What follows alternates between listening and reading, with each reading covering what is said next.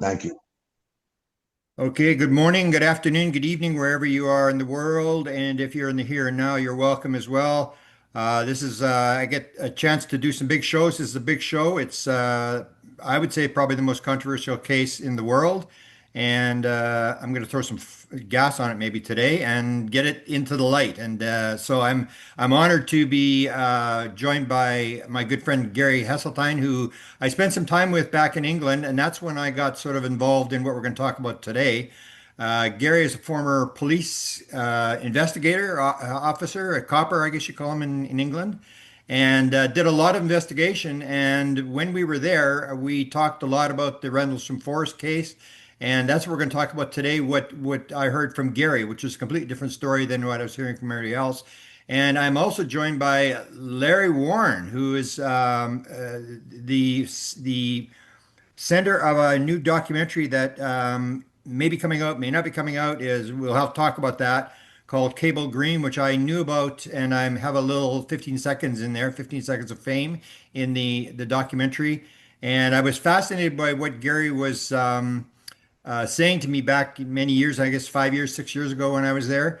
And so I want to rehash that thing, maybe let Gary sort of run the show in terms of getting this story out, the story, Larry's story, because this documentary I understand is about Larry's story. So let's go there and welcome, gentlemen. And I'm honored to have you both on. This is a great thrill for me to deal with this case, which probably has got as much coverage as any case in the UFO world. And I'm interested in a couple of very specific aspects of. I saw the couple of trailers, and there's a couple of aspects in there I'm kind of interested in because I've got some background in what you saw. So let's start with Gary, and let's talk about what you told me back at the time when this documentary was coming out. What was the intent of this documentary? And the guy's name. Okay, the producer. I want to ask first of all, like, how did this producer get dragged into this? I mean, what was the idea behind doing this documentary? Well, I think it really should be Larry, because that's how it emerged. The director of the documentary is called Dion Johnson, an Australian living in England, and he happened to be going through Rendlesham Forest on a walk round because it's a popular walking route, and lots of people do it all days of the week. It's a proper set up route, and he bumped into Larry Warren because he recognised him from documentaries. He went up to Larry and basically said, I'd like to make a documentary. And then Larry mentioned me to Dion. Dion phoned me and said, would you become involved as the lead researcher in this documentary I'm putting together? So I said yes, and that's how it all began. But I mean, Larry should really be saying Yeah, just before I go to Larry, how many you interviewed? Basically everybody. I mean, you were talking about. I was surprised. I think you tried to flush out every single witness and investigate them. Is that sort of accurate? I've never really thought about it in those terms. Over the course of my public research into Rendlesham, which began in December 2007, when I appeared on an episode of UFO Hunters with Bill Burns and with Charles Halt. That's where I met Charles Halt.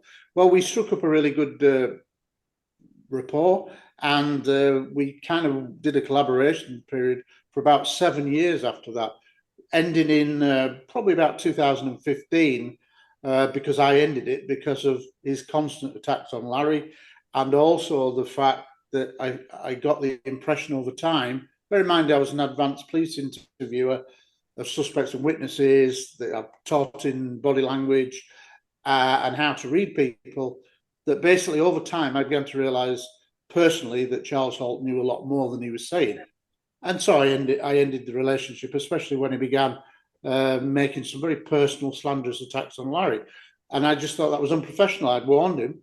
And then I said, if you do it again, and he did on a tour in England, he spoke in England, and then I dropped out. And it wasn't like a big falling out. I just basically stopped communicating with him because of that. But that was the reason why. Now, if you speak to Holt, he'll say, no, I dropped Gary. But that wasn't the case. I dropped it because of the attacks and because I knew he knew more, and he wasn't being truthful to me. And and a quick example of can a colonel lie? And the answer is yes. If you think about Nixon, he was a president. Yeah, all people can lie. But when we were doing the UFO Hunters program, I'd met him the night before that filming, and I said I'd like to go into the weapons storage area and go up the tall tower that overlooks the hot rod. And anyway, the film crew managed to get it all organised. Bill Burns organised it, and the film crew were at the bottom, and Charles and I went up to the top. And before the film crew came up, I had my video camera with me, and he'd already told me something the night before where he'd said, and this is almost word for word, he said that somebody who was up in the tower on one of the nights of the activity, UFO activity at Rendlesham, had reached out to him by email, and that he told him, and these are quote exact words, in no uncertain terms, beams from a UFO had been shone down into the nuclear weapons storage area. And then he added this bit on that I wasn't expected, and the security police officers on the ground also saw it too. Now that becomes relevant later on when we talk about Steve Longero, who was a witness I interviewed. But suffice to say that I asked him, could I film that on my what was then quite a bulky video camera? You remember 2007? Yep. And anyway, that clip has been out on the UFO Truth magazine website for since 2013, 2014. And in that clip, he says what I've just said, unequivocal that somebody had reached out, beam went down through, and I thought, right, this is a really good bit of evidence. When Halt's first book, The Halt Perspective, came out, I'm looking through it, expecting to talk about that video, and well, it's not even in there. And then later on, he's interviewed, and he denies he said it. Well, it's on video. It's a pretty dumb thing to do. It's a blatant lie. So can people lie? Yes. And so that alludes to the fact that Halt knows a lot more and can lie if he has to. Yeah. So let's go to Larry. And again, I repeat that Larry was the guy who, and actually looked it up through AI, and it's quite extensive. Talked to Larry Fawcett and Greenwood, who filed the FOA, and Halt was just on TV the other night, and he actually talks about how upset he was when he got outed.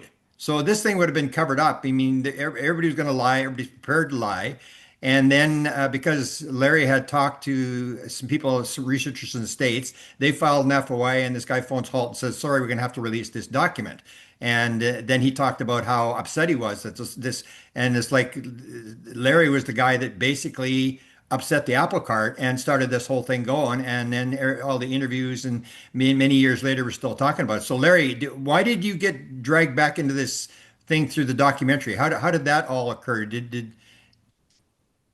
Uh, I was never, I've never been out of it in 45 years.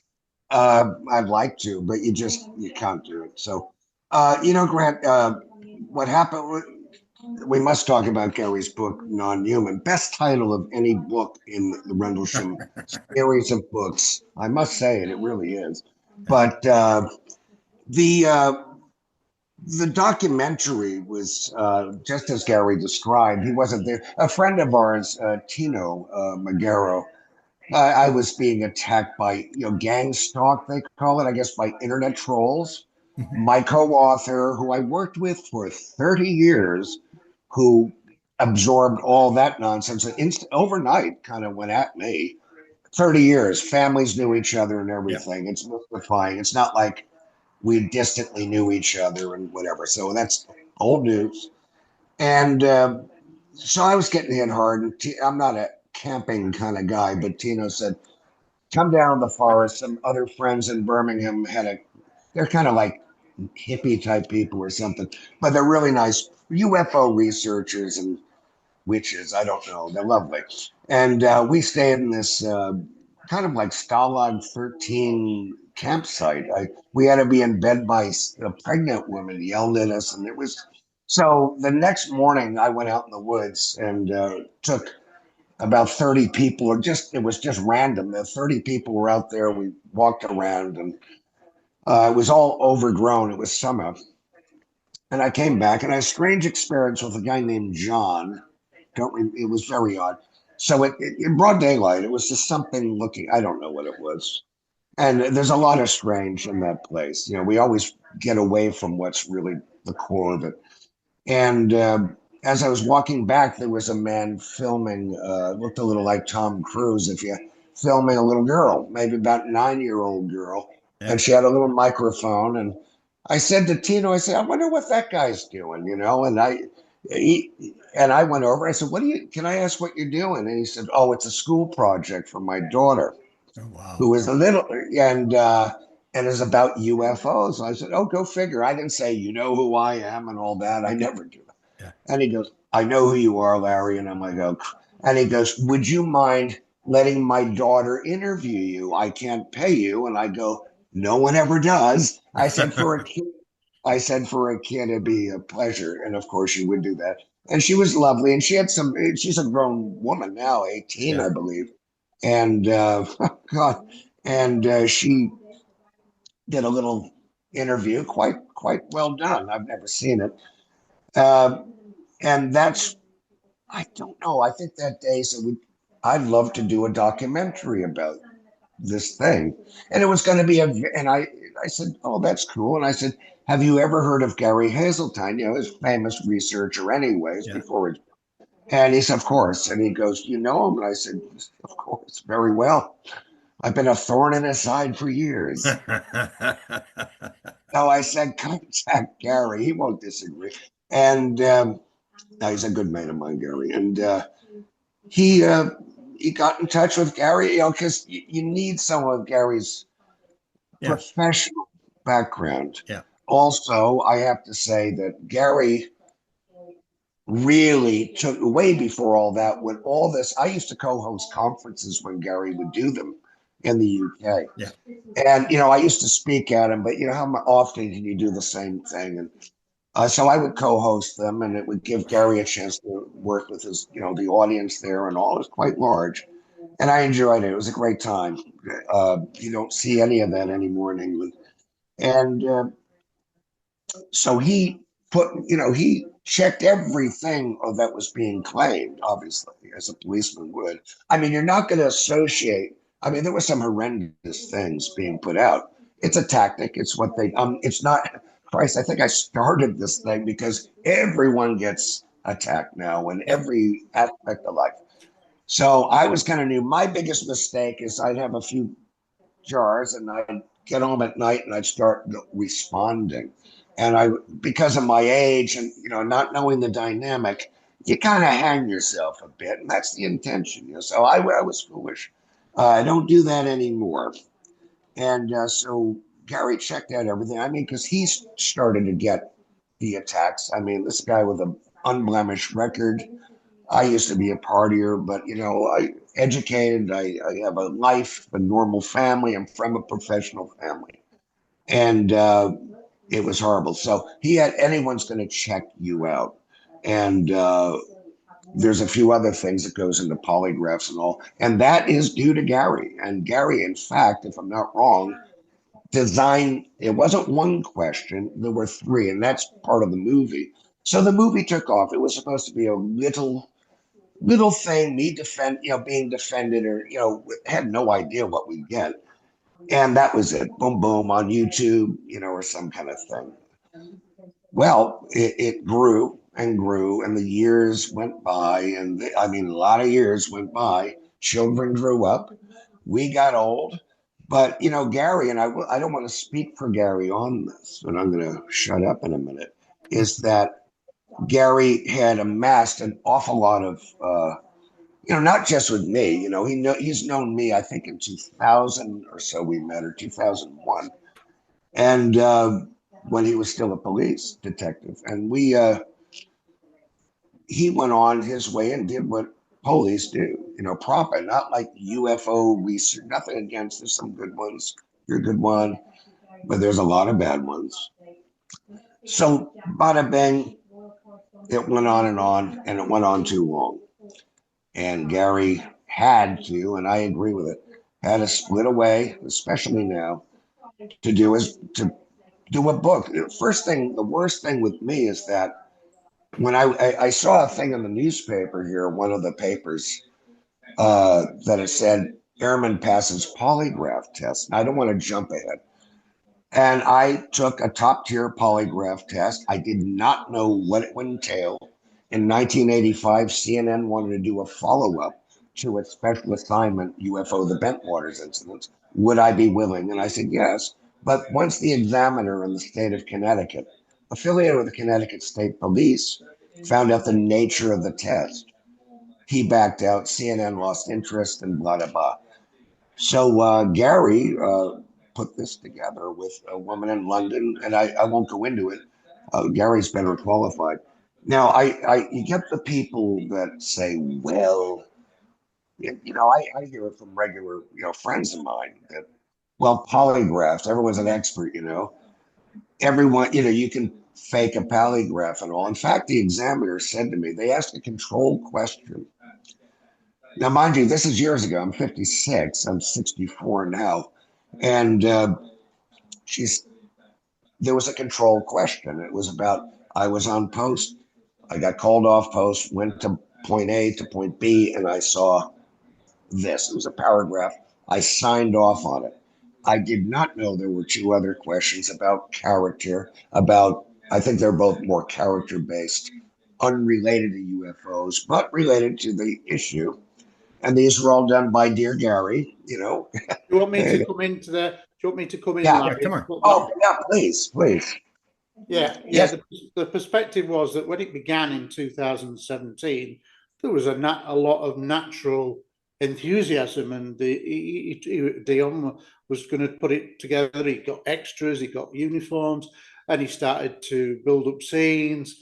He got people involved in the soundtrack. He got special effects people. He got a great guy called Graham, who's Graham Taplin, who was a drone operator businessman who does it for a living, drone flying, and to capture the forest was brilliant, and everything in wonderful 4K that had never been done before. So initially it started, and we filmed lots of scenes in the forest. We interviewed lots of people. I'd already interviewed a lot of people already through my own private research, and many of them I then recommended to Dion and saying, that's a good witness, you should give them a film, blah, blah, blah.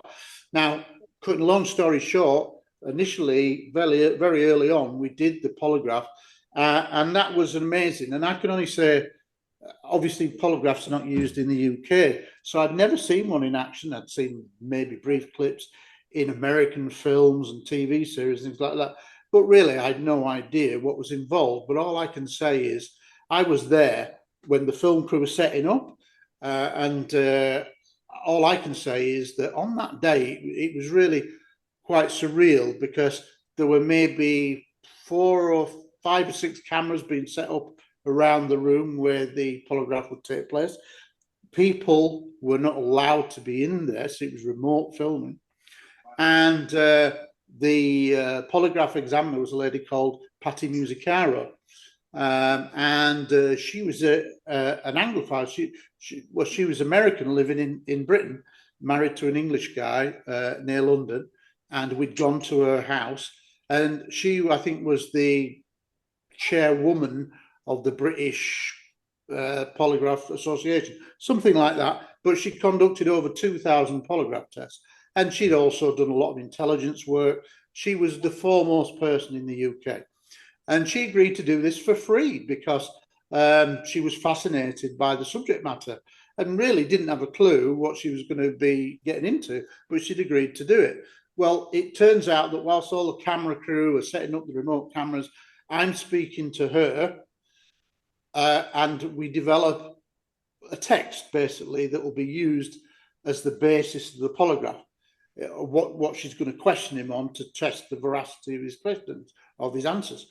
And so I basically worked on that with her, and it ended up being like a half a sheet of A4 with several questions built in, etc., about his basic story. Now, in the meantime, Larry is just basically on his own, twiddling his thumbs because there's nothing to do, and the setup.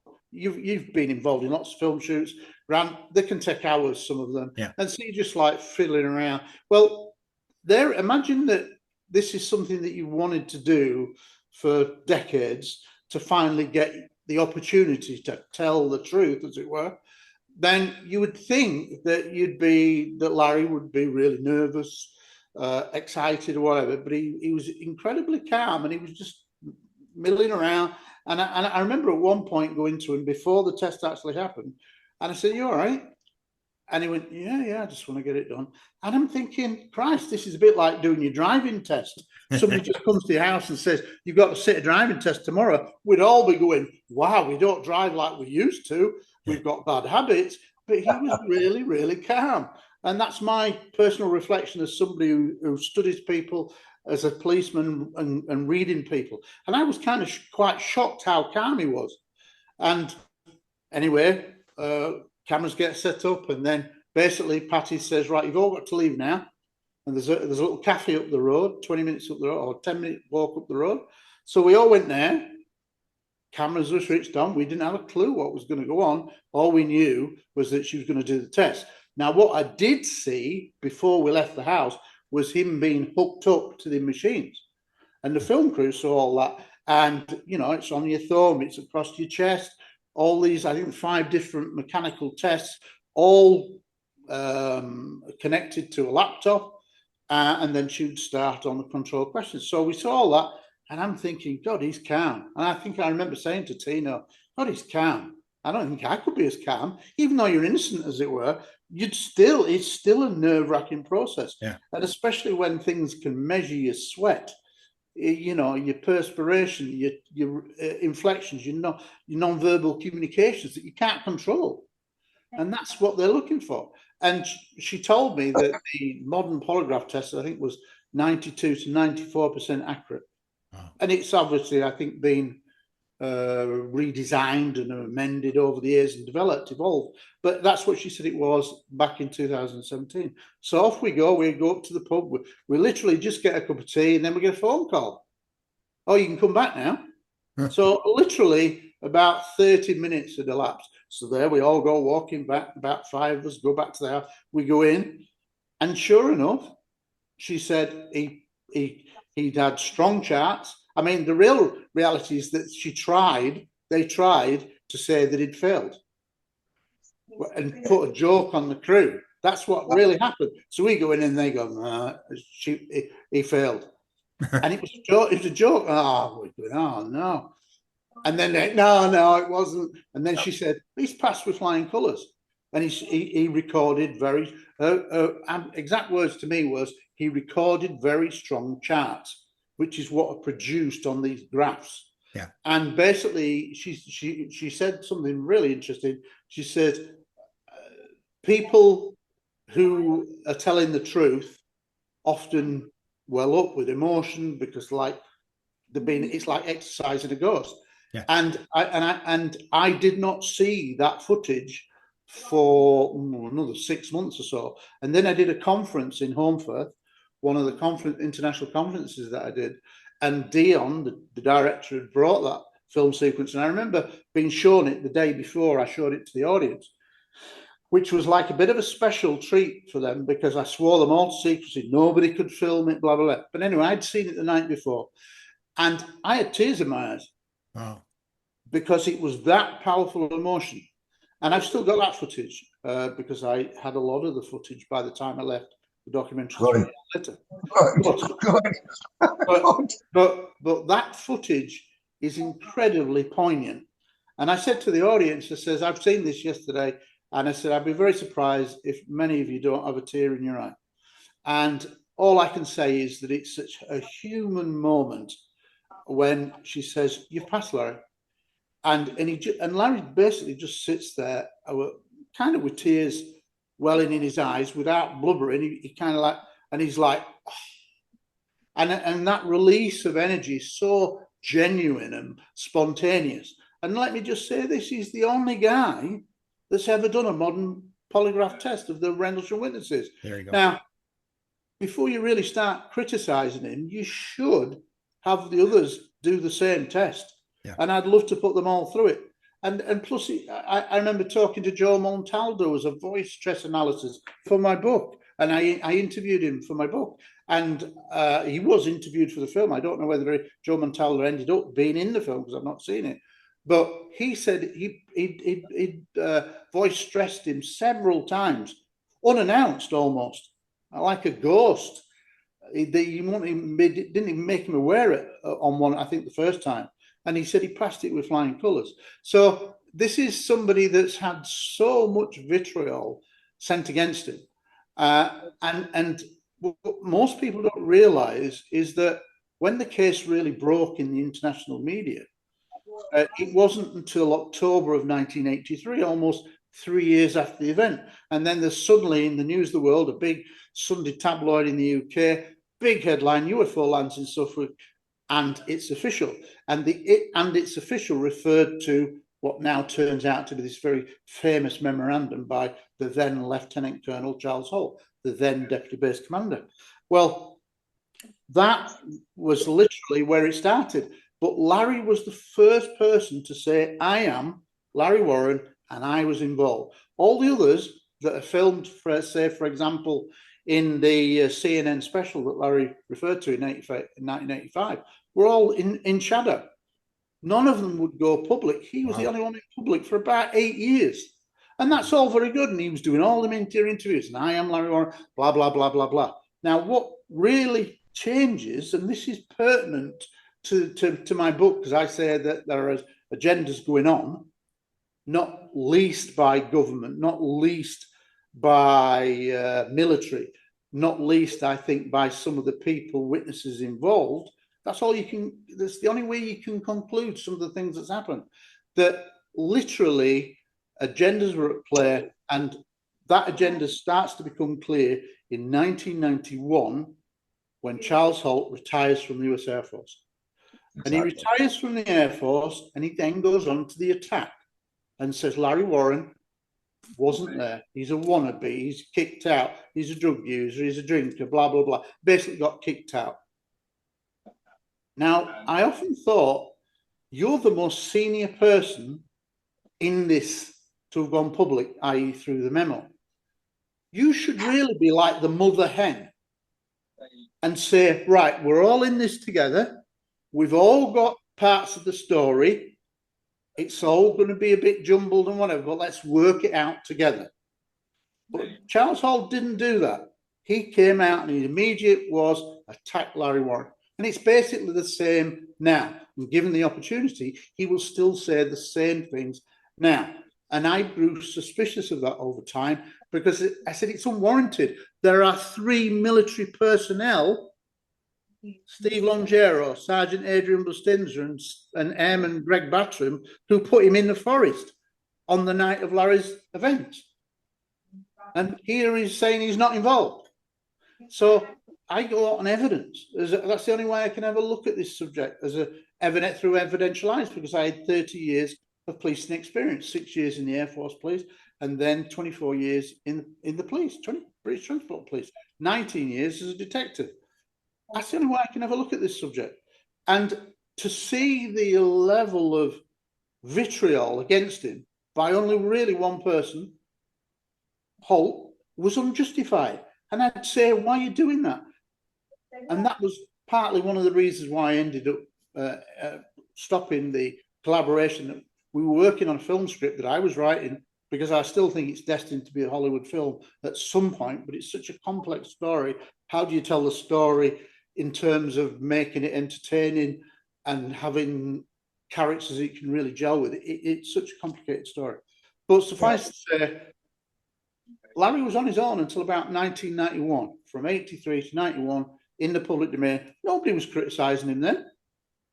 When he would go to conferences and he would start talking about beings, entities, they would say, oh, we can't talk about that, MUFON conferences and things like that. Yeah. And they would stop it and say, you can't talk about that, because nobody wanted to talk about the contact aspect. Yeah. So he was silenced by the UFO community for daring to talk about something that they couldn't deal with.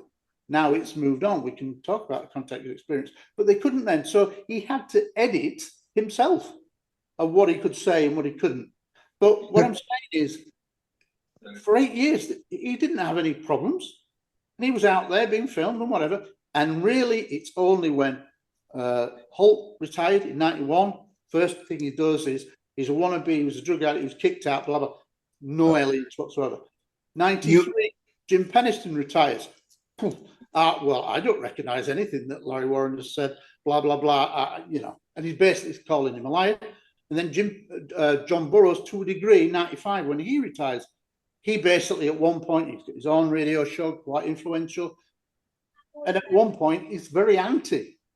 And he kind of swung both ways. But what I'm saying is, that is a kind of struck me as an agenda. Why? Instead of working together and just accepting that you're just a part of this unique series of events. We put in there, nobody talk about this. Could I jump in at all on this, on the thing, just else I'll forget it, on the just a few things that are all relevant to what Gary just wonderfully expressed, is that during the polygraph is that I was calm because it went on. They took forever with these cameras, and I've done many documentaries in 40 years, 40 whatever, but it was just, oh well. And I kind of forgot why I was there. I'm thinking, oh, it's just another one of these interviews. And me and Patty, she was from New York, I'm from New York, and we oh, home girl, and she was older than me, and a very classy woman. And we were rapping, and then it came time, and then she looks at me and says, I remember we did this thing. She goes, Larry, are you? This is before I was wired up. Are you sure you want to do it? Are you sure you want to do this? Because one little lie, you'll fail the test. Anything, you're gonna fail. She goes, are you sure? And I'm thinking, okay. And I'm thinking, do I believe what I'm saying? So I went and got wired up as Gary described. And we went through, there were the control question and two others about unrelated character, but would play into, and I can't describe them exactly what they said, but have I ever, they were relevant to all kinds of slander that has been thrown at me. And I sat there, but while I was being wrapped up, that's when it dawned on me, and probably when I almost shit myself, because it became real. Forgive the language. It became real because I thought, wonder if I'm thinking this to myself, and I remember it. Wonder if I do fail this, Now you might say, oh, well, no, I'm thinking, how do I know I won't? I mean, do I doubt who knows? And I said, my first worry was not the UFO community. I have no quarter for it. There's some fine people in it. Most of them are dead. You two guys are in the good books. They are. I knew J. Allen Hynek. He was a big supporter of mine, and I considered him a friend. His wife was a little tough, Mimi. She was a tough one. And I went through the thing, but my first big fear is, what would my son think if I failed this? And my family, they were the first things I thought of. And then I'm thinking of Gary. I'm thinking of the other cameramen. And one little side note, we have Brian, who's South African, and he's a world-class seaborne cameraman. I think I have that right, Gary. He's worked on James Bond movies and everything. And these guys all gave their time to the film.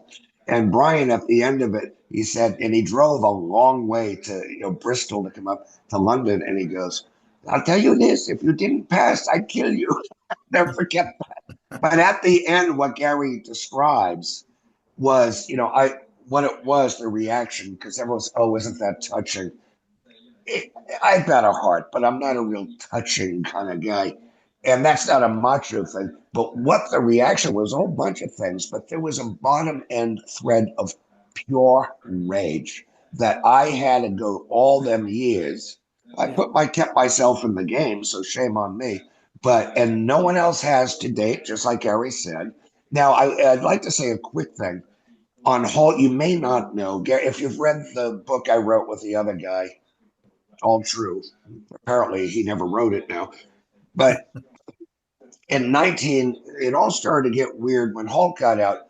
I had a tape interaction with Halt. You heard a talk I did in the mid 80s, and he was still active. I think he was in Belgium. And Barry Greenwood sent me the audio tape of Halt responding. And one thing, when he was kind of nice, Halt was a nice guy when I was in the Air Force. I knew him, I met him. I know he was okay. And he said, well, you could be a professional entertainer. And I'm like, well, that's a compliment because I do like a laugh, Yeah. maybe too much. Gary goes, yeah, a little much.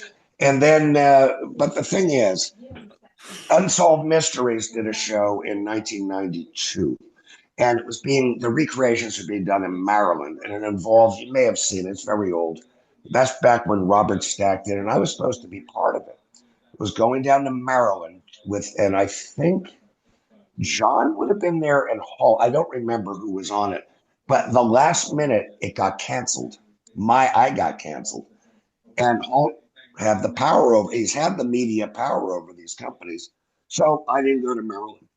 It was crap if you've seen it anyway, so I was safe, but absolutely stopped by Halt. Now, what you may not know, and your listeners, I almost said your readers, is that when I was working with the co-author, who I worked with 30 years, so if I'm a bad guy, he's complicit. Uh, right? So he developed an interaction with Colonel Halt via the telephone. I have to give him credit. When my passport was taken away, he got Ramsey Clark, former Attorney General of the United States, to get it back. So I have to give him that. A lot of people don't know about that. It's never happened, as far as I know, to anybody. Larry, let me just come in there to Grant to put this in perspective. His passport was withdrawn and he couldn't get it back. And the reason was why? Now, if we were to really go down the troll avenue that he was never there, blah, blah, blah, why the hell do you deny this guy's passport and it takes Ramsey Clark to get it back? Doesn't make sense. You see what I mean? Why, if he's not involved, why would things happen to him like his passport being denied and that it took Ramsey Clark to get it back? It doesn't make sense. So clearly he was involved. So who, He who made, denied it? Tell me the well, story. yeah, I was supposed to come and do a document or a TV program here in England. I lived in America then. And in the mid 90s, I think this happened. And with Tim Good. Yeah, I know. And maybe the other guy, Nick Pope. We used to be pals, by the way. And he's another one. And Carry on. anyway, don't get me going. But we were so we I was supposed to come over and I had to renew my passport, I think. And that once the renewal went to Boston, it was declined. And what it said, your passport has been suspended due to you talking, and I have it still, the letter from Department of State, speaking about sensitive defense issues in a public forum on foreign soil. Wow. And so, and I was like, whoa. And so Ramsey Clark, what he did, again, he was the assistant to JFK and Bobby's assistant attorney general. He was also Nick Johnson's attorney general, and then cross parties and was Nixon's attorney general. But the funny thing is, toward the end of his life, he was Saddam Hussein's attorney. That didn't work out. That's a true story. And story. well, all right, Gare. And but the thing is that the co-author developed a rapport with Halt via the phone. I had a wonderful phone call with Halt on the telephone from New York City. He's in Virginia or Washington area, and we agreed to meet. And he said, well, I've seen that your records. He hadn't, but I said, well, funny enough, I have them. How'd you get them? I said, I stole them. I was told to do so by a Colonel Persky. And he goes, oh, I'll have to see them. So off to Washington, D.C. we went in 93. At the Pentagon, there's a place, Pentagon City. It must be a mall. It was like a James Bond thing. We met Halt in the food court. Very pleasant interaction. The co-author was there, and the late researcher, Bob Exler. Oh, yeah. And Bob, I had a great guy, and we had a good interaction. I showed him the documents. He was flustered. He goes, I've been given wrong information, but Halt did say this. And these audio tapes exist. I don't think I have them. The other guy does. is that he goes, I want you to know, he goes, I retired a colonel. He had not long retired. He was a property manager, I think. And he said, Larry, in all my career, I can get access to things. He says, I mentioned you to the Department of Defense. What can you get me? And he goes, I was shut down quicker than anything I've ever asked in my career. And if he denies it, he shouldn't. But I won't say the L word, but he shouldn't. And he said, my whole career. And it was very, and I was like, whoa. And he goes, I've never seen it in my life. And they said, hands off. They told him, back off.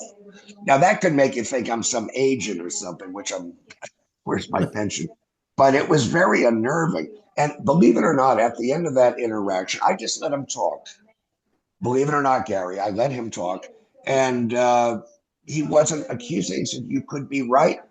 I have a thing from Jim Pennison saying, you've changed my. I met with Jim here on the 2010. I have it. It's what a pleasure. I've been given the wrong information. I wasn't involved on Jim's night anyway. And all these people that John, I have time for because though he's been a little naughty with me, he's actually been a good hang too. He's another one that said, Larry, when you started getting this out, they pulled me in at some air base in the States and said, who is this guy? Who is he affiliated with? They literally thought I was hooked up with the Russians or they were. John said, Larry, I'm telling you. And he goes, I don't know who the guy is, right? Because he was in a different job than me. But at the end of the day, we had that interaction. All those transcripts, by the way, are in my book, very true book, Left at Eastgate. And Let, one let, last, let, let me just come in there because you mentioned oh, Bob I knew you. Osler. And, and, Yeah, and we, whilst I never met Bob, we had some email exchanges. And I'd read in Left at Eastgate about this meeting with Halt in Washington, and it was audio recorded. I don't have a copy, but the transcript is in the book, and I've no reason to think that that's a false transcript.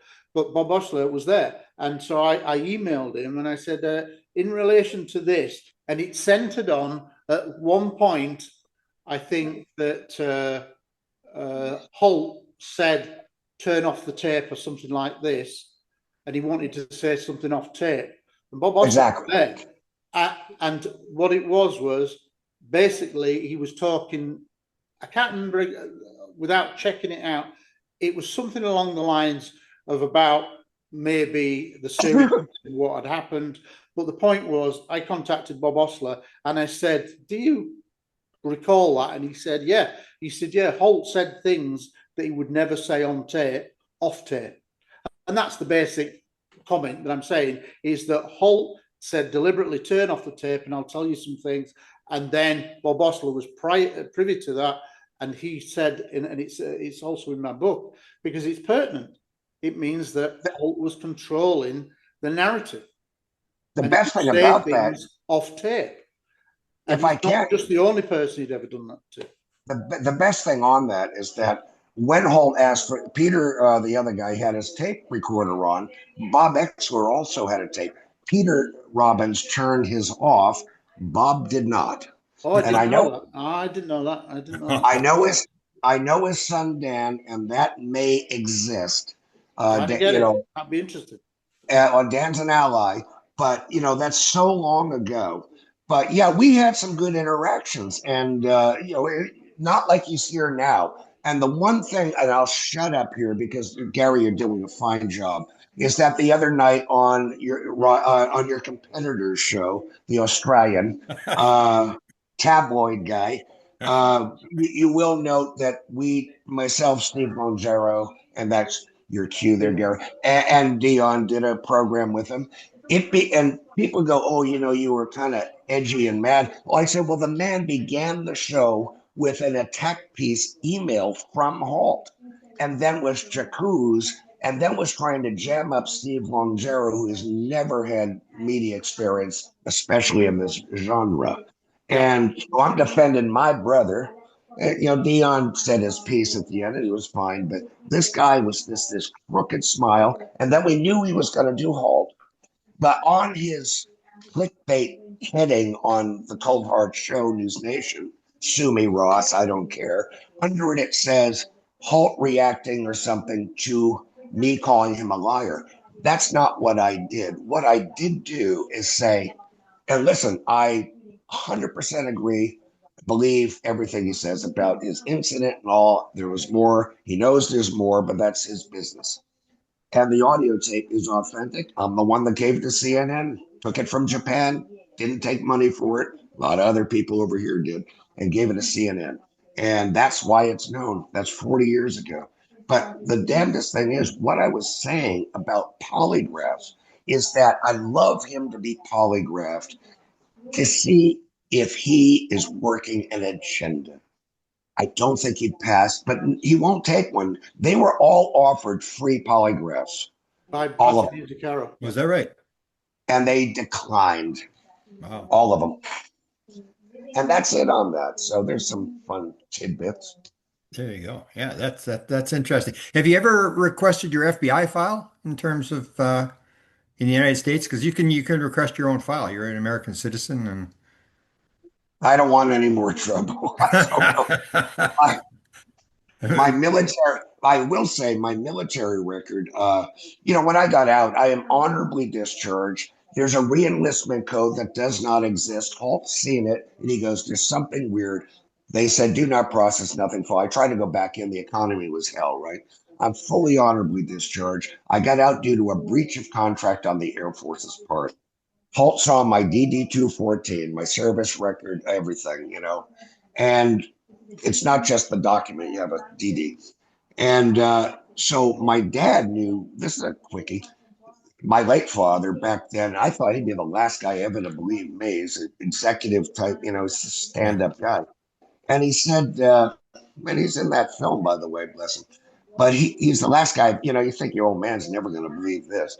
And why did I get out after, a year? I went in 79, get out in 81. And the damnedest thing is, I went to recruiters and I was having trouble in New York. I was living in Connecticut and they just kept stonewalling me. I'm like, whoa. So my dad goes, I know the general that I play golf with the general of the Connecticut Army National Guard. These tight golfers all know each other. And he said Jack was his name. And this is strange to my father because Gary spoke to my dad. And he said, I'll just talk to Jack. So Jack said, no problem. He didn't know. My dad didn't know about the UFO thing. I was afraid to tell him. My mother knew and did because I called her right after it. And she scared her. She worried about me, as mothers do. And my dad asked Jack, he's at some event, and he said, Jack, can you look into this, Larry? And he said, yeah, Larry, my dad's Larry, I'll take care of that. So my dad saw him at another function somewhere sometime later. And my dad said, Jack, did you get anything on my son? And he goes, Larry, I can't even talk about that. So my dad came home and told me, I remember I was at the dining room table and my stepmother was there, Sandra. And he told me that. And I said, Dad, I got to tell you something that happened over there. And that was how my father found out. And you know what? And I'm thinking, oh God, because I was a bit wild when I was real young, but I was a good kid. We were raised well, but I was the black sheep. Mhm. And he said, Larry, he goes, I believe you 100%. And he goes, I've always thought those things exist. And she could have told me. He goes, he says, Jack's behavior. He said, never talk to my dad again, by the way, personally. Is that So right? oh, absolutely. And my father was a no BS kind of guy. Neither was my mother. I'm not from that kind of a world. I'm not from a UFO world. It was me. Uh, but yeah, so much has happened. But what they do is throw all this chaff. And I have to say, the proxies, there's the federal government, whoever runs this, the modern day UAP. To me, that's federal boot licking. All these people, and I'm sorry, anyone that uses it, is that the federal government are the repressed, and some elements of them or whatever, uh, repress this. They have for age on. But then the UFO community, I can recall in 1982, people telling me it's all coming out in 1985, Larry, don't worry. 40 years later, I'm worrying. But now it's UAP, shiny objects on all these fake TV shows, shooting rockets up in the air, God knows, and whatever, happy, they're making a lot of money. But the darndest thing is the community, not everyone, but especially the modern day, as I see it, and I'll zip, is that they immediately run to bow to the very people suppressing. And so it's so hypocritical. It's all about showbiz, no pain. They've not been through anything. All these whistleblowers that are doing these congressional circuses. I'll tell you what, the Navy pilots I'm with, as far as these other people, can't tell you I'm in the skiff or I know a lot, but that's not a whistleblower. Frank Serpico's a whistleblower. Karen Silkwood's a whistleblower. Larry Warren's a whistleblower. I did notice that in the documentary or with the interviews that were done in the last little while, yours and then Halt is they painted you into the corner as sort of the bad guy and they were cheering Halt on. And it's quite obvious when Halt is the guy that was covering the thing up and you exposed him. And I just couldn't believe that they couldn't pick that up, that I'm Halt glad you is the good guy. I'm glad you're saying that because I watched the program that you're referring to, and it was so obvious that that if you stepped back, it was Holt that was at the heart of I think, the cover-up. He's playing a part. And he said a very interesting thing during the show as well. At the end of the program, he admitted that he was at one point the DOD IG. Yeah, yeah. The DOD Inspector General. Now, I've not got his full service record, but I don't think you could get to be the DOD IG unless you'd spent your time in intelligence communities within your career. You just couldn't assume that role. So I think that is telling. So I think there's aspects of Holt's background, and actually Ross Coulthart has alluded to it to me, that he thinks that Holt has got some specialist intelligence background that we're not aware of. That I think that's entirely possible. But I didn't know that about the DOD IG, but he says it very clearly. Because Ross Coulthart comes back to him and says, "Oh, so you were the DOD IG?" Yes, for a time. And now that's the DOD IG that's really at the heart of the Pentagon and a cover-up. I didn't know that. And in the past, he's already said that my job was to debunk these things. Well, I think that's quite a telling comment. He said that a long time ago in a documentary. And here I was going out in the forest, my job to debunk these things. Well, that could allude to the fact that he really was a specialist in the intelligence community. We don't know. But I've always thought, and not always thought, I came to believe over a number of years that Holt knew a lot more and was also part of an agenda. Yeah, let me ask you a related question because you did a lot of study, and first time I heard about the C5 that landed on the Monday morning after, and you look how Halt walked around that. Well, I'm just guessing it was Department of Energy. They were doing an inspection of the weapons and all this kind of stuff, and you could tell that he knew a lot more about that thing, and he was trying to stay away from classified material and sort of walk around the question. Grant, I'm going to give you a gold star. I don't want to be condescending, but you're the only researcher that picks up and sees the same things that I see. Yeah. And I come to know over many years that Holt had a certain way of delivery with his words. He'd said, "Oh, I've spoken to the sergeant, and he said he wasn't involved." He doesn't reveal the name, but he'll just say it. I kind of want to remember his name. And he's very vague and he just kind of drifts off. And he did that several times during that interview. And he'll say something and then he'll, and he'll just kind of drift off. That is typical of the way Holt does not give you the full evidence. If I'm going to say something, I'm going to say, "Well, I spoke to Larry Warren. I'm going to speak to Jim Pedersen. I'm going to speak to Steve Longero." And they can come on and say whatever they want because they know it's true. He doesn't. He'll say, "Somebody told me this," and I can't mention his name for fear of divulging him and embarrassing him. Now, sometimes that is appropriate to do that. We've all done that at times because people will say, "I don't want to be named, I'm a source," or whatever. You can't name them.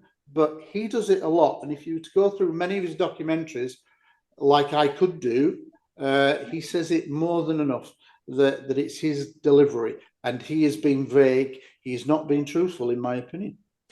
Yeah. And he even justifies the fact that there are things that are classified.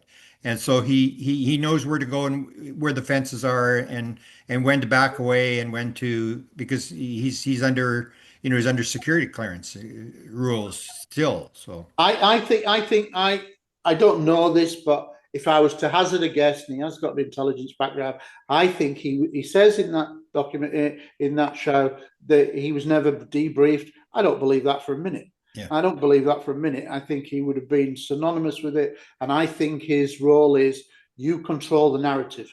And how do you control the narrative? Well, if this is how TV companies work, and you'll back me up on this, I'm sure both of you, that they say, right, we're going to make a documentary on Rendlesham Forest. Who do we get involved? Right, we'll go to Halt or Nick Pope, and we'll say, who do you want to be involved? So then because the researchers know nothing about the subject, they're powerless. They don't have a clue. So they hand that power over to the stars of the documentary. So, for example, Halt or Nick Pope, and then they'll go, who do you want, Nick, on the show? Well, that's controlling the narrative, because you have the people that you want on there, not necessarily to tell all the truth, but you have who you want on there. You are effectively controlling the narrative. And like Halt with that Unsolved Mysteries, at some point, Halt would have probably said, I don't want Larry Warren on there. He'd retired by then. He's on the attack. So he doesn't want to be in the same room with Larry Warren. So he'll have said, oh, no, we don't need Larry Warren. And I'm pretty certain that that's what's happened. And that is how, for pretty much the last 25, almost 30 years, the narrative of Rendlesham, especially in the United States, has been controlled in terms of documentaries. There's been well over 50, 60 documentaries, English-speaking documentaries over the years, and most of them over the last 25, 30 years have had Halt, Penniston, Burroughs, and Nick Pope. And those they've even tried, basically do it all. They don't allow witnesses to come in. Look at the witnesses I brought. None of them are interviewed. They even tried to suppress your book, Gary. The community, come on, man. It's amazing when you see it from the inside looking out, isn't it? You go, wow. And the proxies are in the UFO community, and they don't even know it. Grant, I'm not out to win their hearts and minds, who care less. Grant, let me tell you about what I did with my book, Non-Human. It was never about the money for me. It was about the truth and getting the passion. I developed and I'd interviewed so many people and got so much information that eventually it was my, I'm separated, but my wife who said to me, you've got so much material, it's never going to get all into the documentary. Why don't you write a book? And I thought about it and I thought, well, that's true. There's more than enough. I had no idea how it was going to end up or whatever. But in the end, I chose to do it as like a cold case review. So in the end, I wanted the facts to speak for themselves.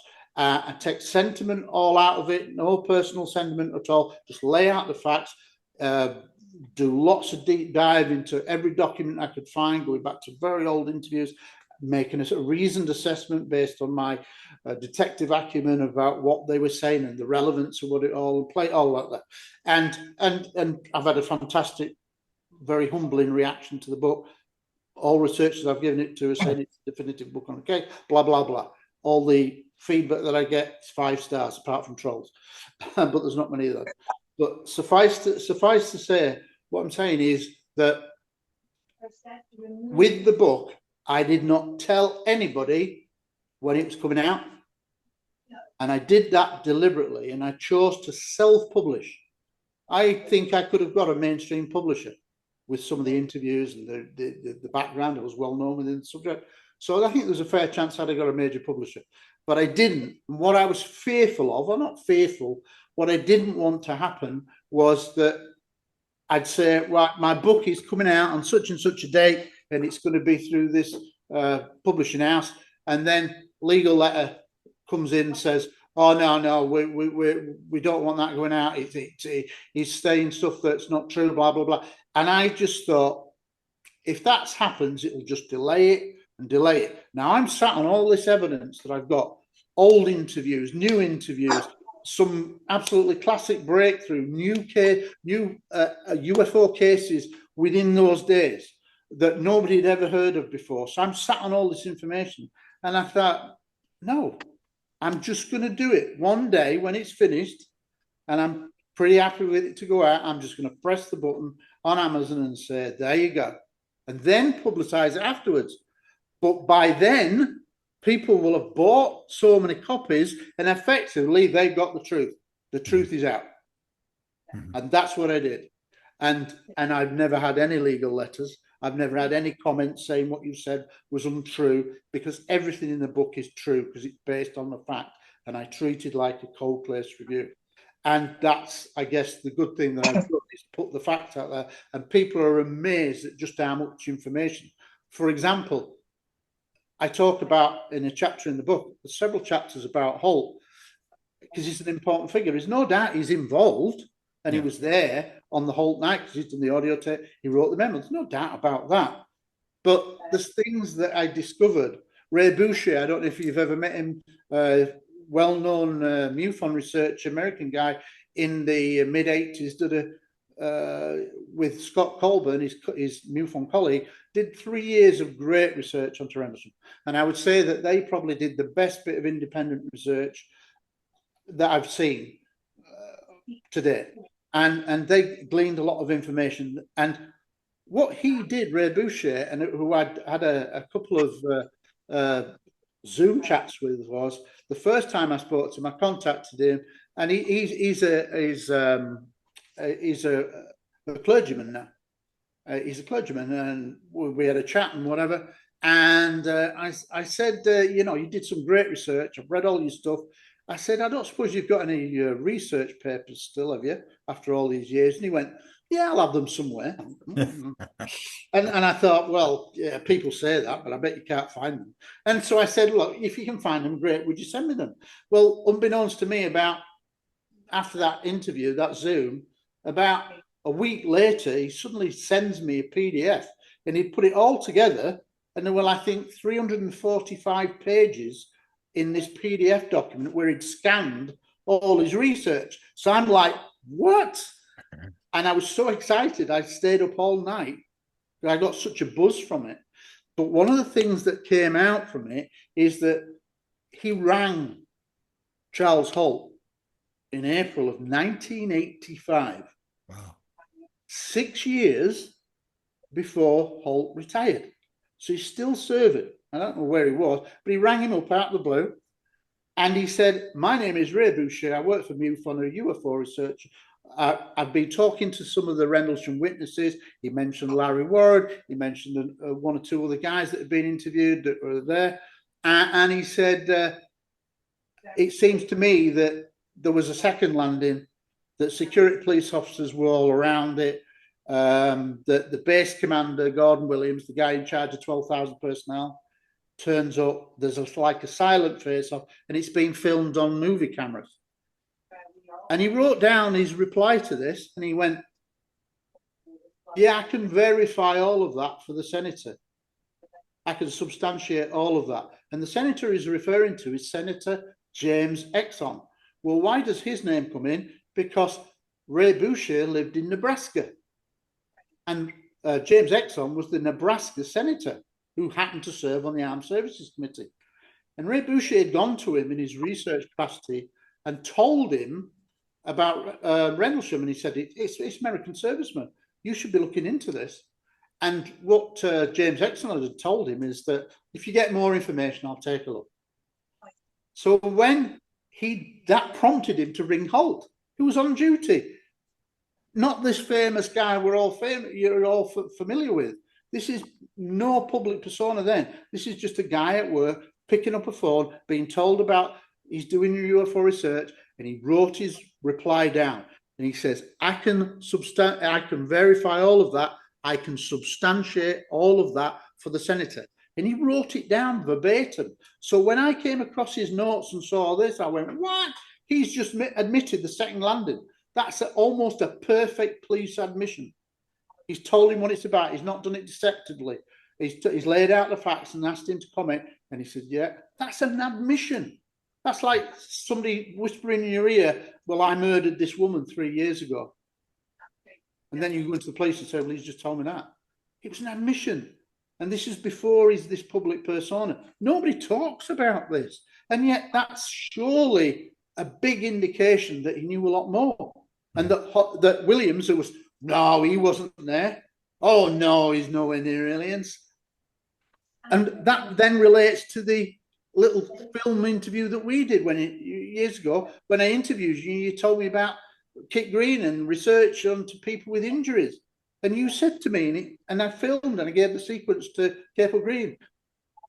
And you go, oh, yeah, John Boros, Jim Pennison. And I said, who was the other one? And you went, Gordon Williams. Well, Gordon Williams was never near the incident, according to Halt. And yet here he has got close proximity injuries, which I noticed in that show a couple of days ago, where he actually said, oh, he went to another base and got ill. He picked up something and got ill.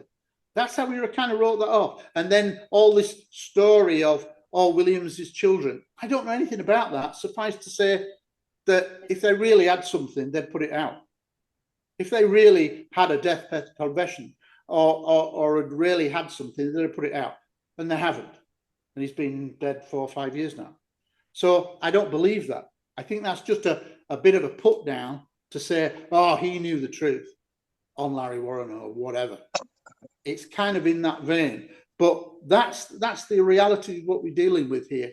And I there is so much material that people in podcasts won't go near. They won't go near a colonel because it's a colonel. It's kid gloves. Oh, you're a colonel. I'm sorry, colonels can lie.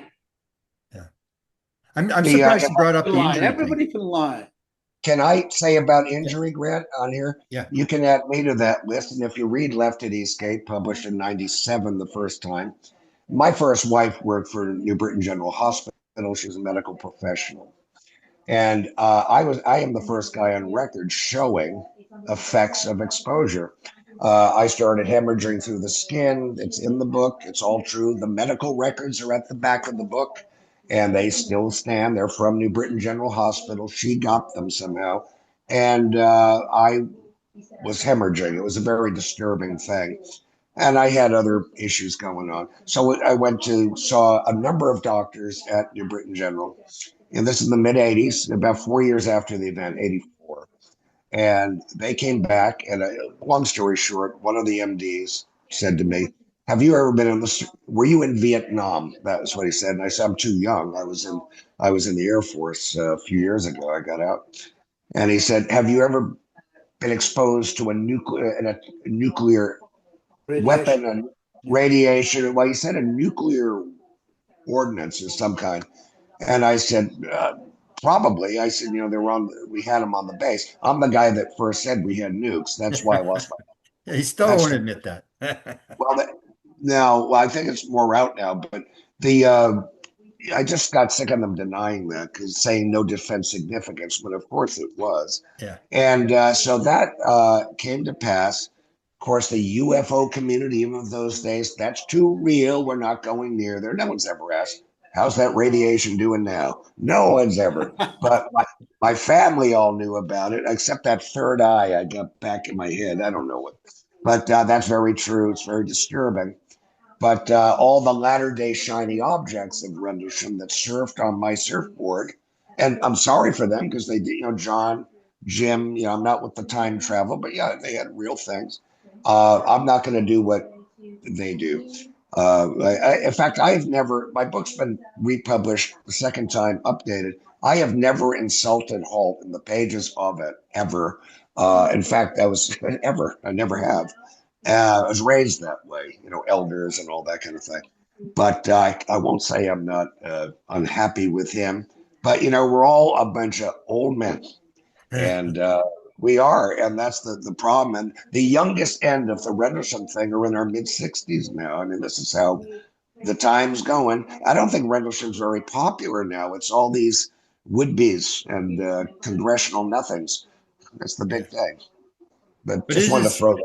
But would you agree that this is a significant case based upon all the stuff that was happening? I mean, the C5 landing, and then you talked about the flight to Germany with the fighter jet and stuff. There was just all this stuff that indicated that they knew what was going on, and this was a major case. Almost like they said, well, they didn't know why this would happen. And you take a look at all you have to do is go on AI and take a look at the political and economic situation in December of 1980, and you Well, see that the Russians had five you had hundreds of thousands of Polish troops, Soviet troops, on the massed on border. the Polish borders Yeah, because it looked like they were going to go in and crush the sure. rebellion under Lech Wałęsa, the Gdansk shipyard workers. So that's a lot of people don't realise that the world was really on edge. It was a potential Third World War scenario. So there's a lot of reasons why I think. Personally, I think that the UFOs turn up because it's a nuclear inspection. They Holt told me privately on the first night that I met him, and then 3 years later, that there were more nuclear weapons underground at Bentwaters in the weapons storage area. The first time he said anywhere else in Europe, and the second in Britain, and then he said in front of my wife Lynn, there were whilst we were on a walk around the forest. Rendlesham Forest. I did a tour around based on his audio tape, took him back round, hoping it would bring up memories, and it did. She heard him say in front of me as we're walking around, there were more nuclear weapons at Bentwaters than anywhere else in Europe. It was a nuclear base. That wasn't the issue. I've got a document in the book, Non-Human, that shows that there were 25 nuclear weapons listed at Bentwaters. But the point was, I think there were hundreds more. Yeah. And it was all hidden, and I think that's primary why UFOs turn up. We know that they're interested in nuclear weapons. We know there's that connection that's been going back late to the late 40s. They turn up for a reason. And what people don't realise is that it wasn't just late December. I mean, at the end of my 5 years of research and 3 years of writing, I came up with 17 different timed UFO events over what is now extended to be like a 6-day period, because I had a guy who came forward, Steve Wagner, who relates an incident on the 23rd of December. So it stretched it way before what we thought, which was the 25th into the 26th. But what I'm saying is, in the book, I also talk about 3 pre-cases that happened in February, July, and November of 1980 in the lead up to it. I then got another witness that originally I thought was a December witness, but it turns out after the book was published that he checked his records and he'd left earlier. So that was December of 79. So that's another UFO related case at Bentwaters and Woodbridge.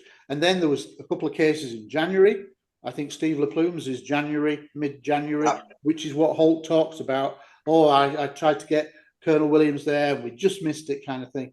Made a bit of a joke of it. But yeah, that is true. There was a sighting by Steve LaPlume. So this isn't just of interest. And what I can also tell you, Grant, a bit, which will be a bit of an exclusive for you, and Larry's not aware of this, is recently an aerospace engineer, a fighter pilot.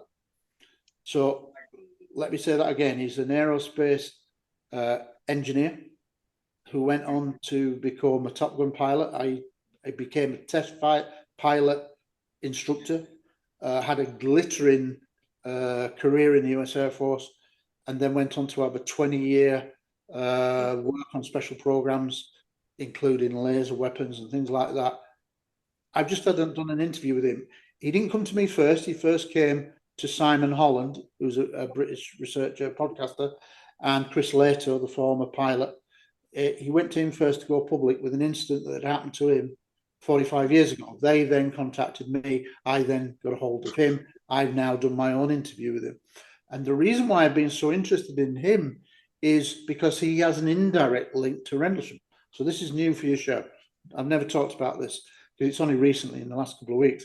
But basically, this guy is not at Rendlesham, but he's a newly qualified fighter pilot, and he's based at Upper Heyford, RAF Upper Heyford, which is a US base near Oxford, so maybe 130, 140 miles away from Rendlesham. But here's the thing. He was a single guy at the time, and he has a a UFO sighting on December the 26th. Wow. And he's absolutely certain about it. And I said, how are you certain about it? He says, because we were on a 7-day rotation. He was guarding nuclear weapons, tactical nuclear weapons that were on response in terms of a Cold War scenario at Upper Heyford, an American base. He was on standby and he was on alert for 7 days over the Christmas period because he was single. And as you know, in the military, all the married guys got off for Christmas and all the single guys dip out and get the worst shifts. Well, that's what happened to him. And the rotation finished on Friday, the 26th of December. Wow. And he says, I was driving home in his sports car along a lonely country road. And he said, I was passing Bicester Golf Club, which I'd played there. He said, I knew it. And it's a lonely country road. And he said, something basically flashes in his background rearview mirror and through the canopy. And it flies over the top of his car. And then it goes over the golf course and it just stops. Wow. Right? Dead stop. And this is close. This is 150 feet away. Yeah. Okay. So he pulls his car over to the right side of the road, which is the golf course on the right from his perspective. And he gets out. He's curious. He's thinking, what the hell is that? And he starts walking towards it. This object is maybe 60 feet off the ground, 150 feet away in a darkened environment. And it's got a black coloured lights all around the underside, triangular, silent. And as he walks towards it, it drops down. As if to say, I know you're approaching me. And there's some kind, he thinks there's some kind of interaction. He gets to maybe within 100 feet. And then he realizes, shit, if anybody sees me, I'm done for.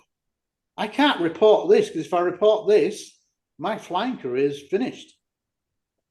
He watched it for 10 minutes in total silence, just stationary, silent, turned around, went back to his car, drove home, didn't talk to anybody for 45 years.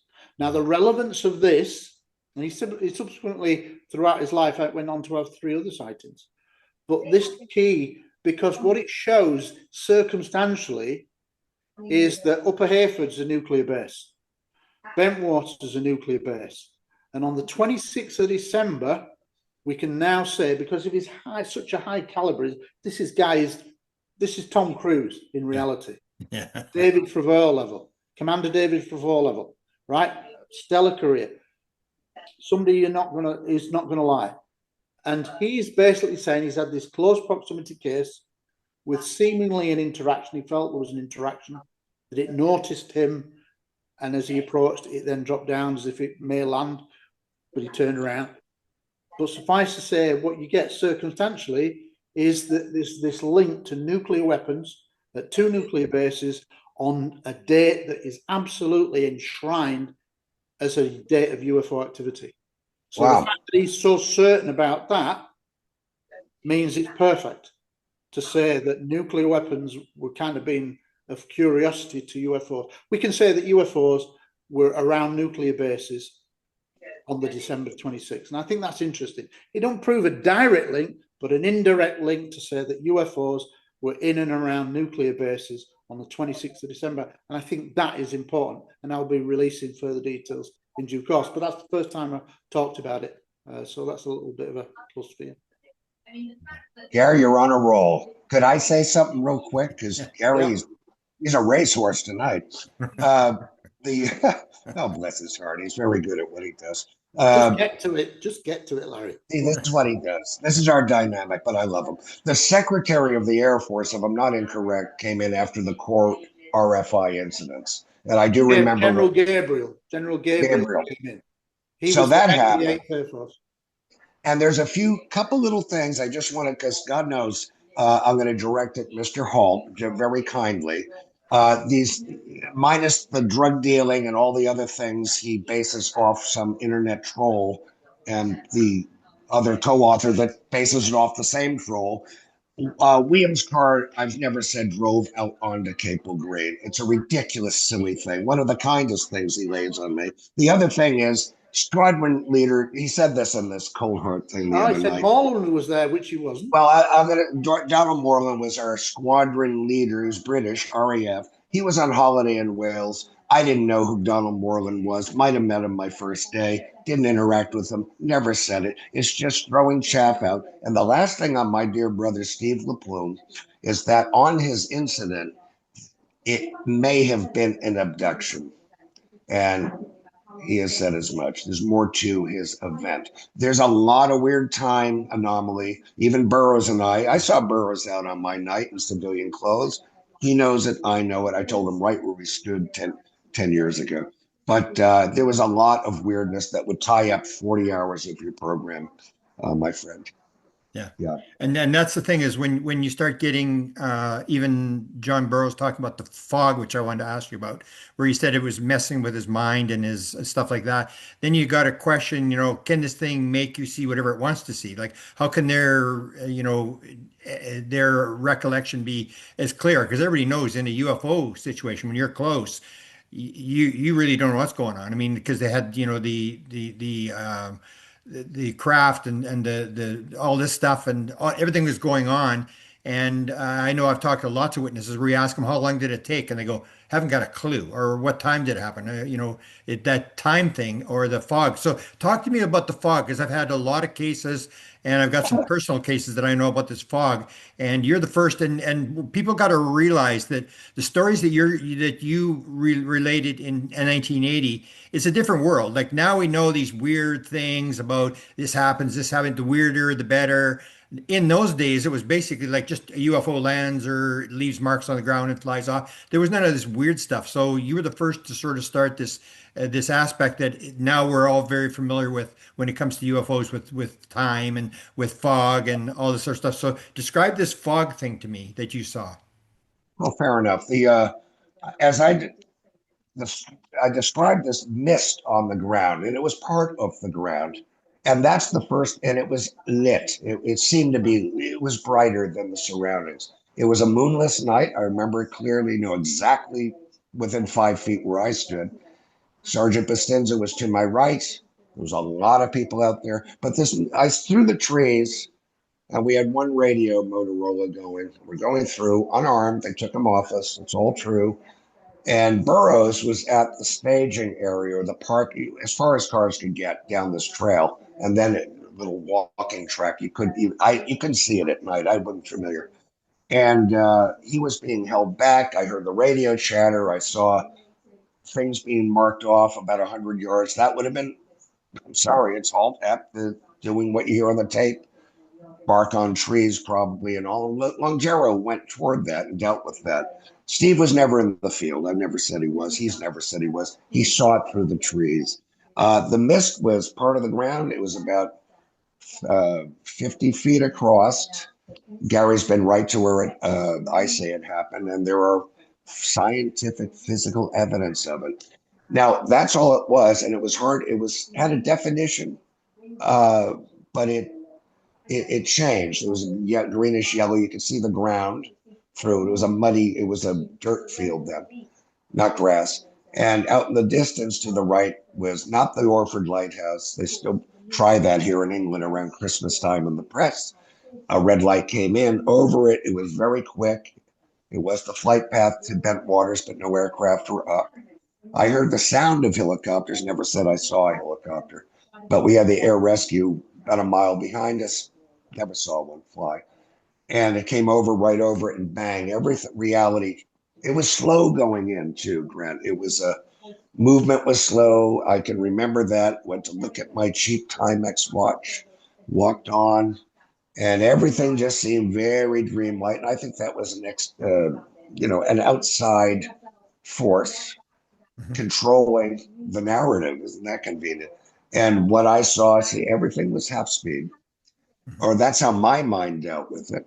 And so the mist was gone, and then there was the structured, ever changing, triangular, delta looking thing, which I'd have to say the movie Capel Green, hope folks see it. It will shut a lot of people down, but and blow minds. And people get angry. But the special effects guy did a a fantastic job on it. It really did, to give the essence of it, the shape. Nothing will be exact. And then that mist was gone, and it was this new thing in its place. I never saw that fly in. Only UFO I saw was that red, or that amber color ball, size of a basketball, come down and stop right above this mist, and then flash a light. I have eye damage from it. Others do, documented eye damage right from the get-go. So it was a number of things happening that shouldn't be happening, and you're just in the middle of it. Can I come in there? Not to cut you off, but can I come in there, because you asked a question about the mist, and I'll give you it from the relevance from the book and the witnesses I spoke to. Sergeant Adrian Bustinza, the main guy who corroborates that Larry was in the field and he was next to him, and he was saying, yeah, Larry's closer to it than I was.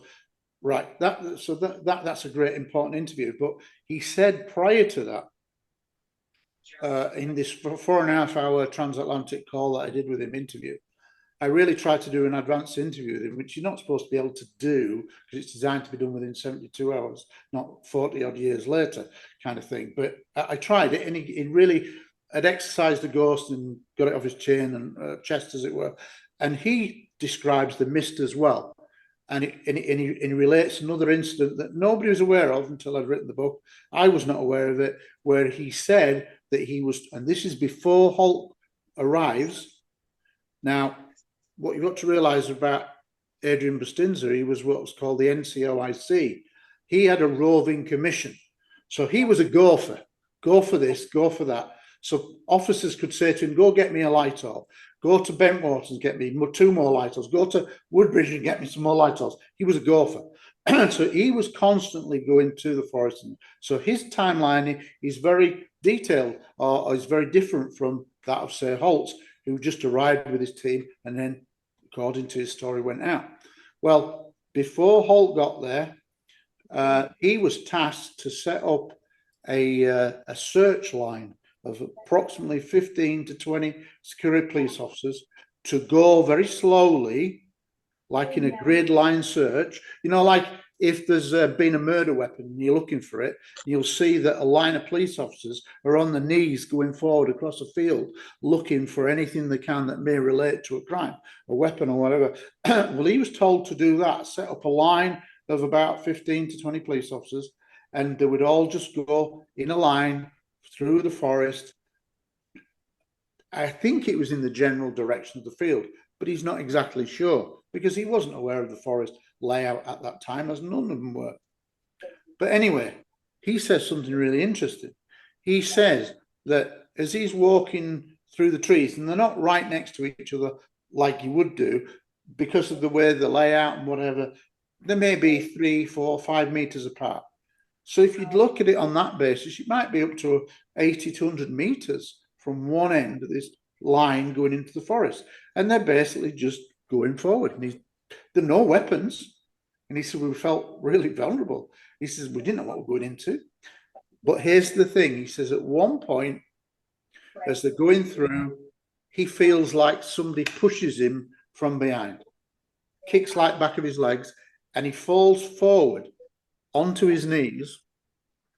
And he said, as I fell forward and then tried to clamber back to my feet, I was underneath a fog. He said it was like looking under the surface, you know, like if you dive into a pool and you can be on the bottom looking up at the surface. He said there was a layer of mist and I had fallen below it, a yellow greeny mist. And he says, as I looked back up, I could see this surface, and then I stood up and went through the surface.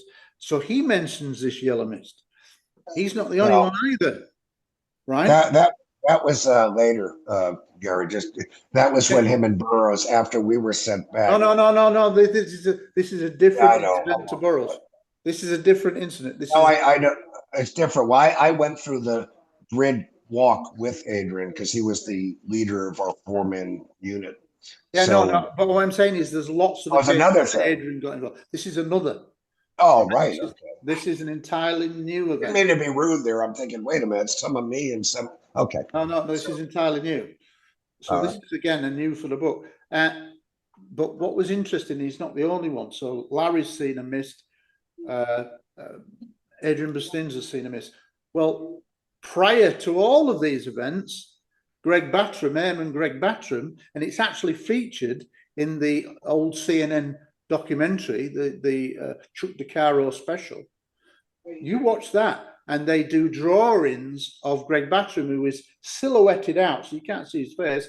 But he was Airman G, I think, on the film and in the documentary. But what he will say and draw in support what he's saying, he says that he and three other colleagues were in the forest. It's not time specific, but they're in the forest and they see this mist on the ground, this yellow mist on the ground hugging mist. And there's actually a circular patch of it that you see in one of the rough drawings, and the very basic drawings. But the point is, he's mentioning the mist as well. So again, two other people that corroborate something that Larry Warren first said publicly. Yeah, I had a case, 2014, Mount Shasta. Yeah, The mist appears on the ground, and they're told there's seven people allowed into what they call a Zendra. We call them a portal, but this fog had appeared on the ground, and they were told to hold hands until they got through the mist. And I remember Paula Harris was one of the people involved. She said, "I've never been so scared in my life to actually let go of somebody's hand." And the beings were standing there, so it's almost like the mist appears, then the craft of the beings come into it, and yeah. people will describe this the time factor that they don't remember how long it was. And the other thing I don't know if Larry has, what they'll talk about in his Zendra, is when you talk, it sounds like you're underwater.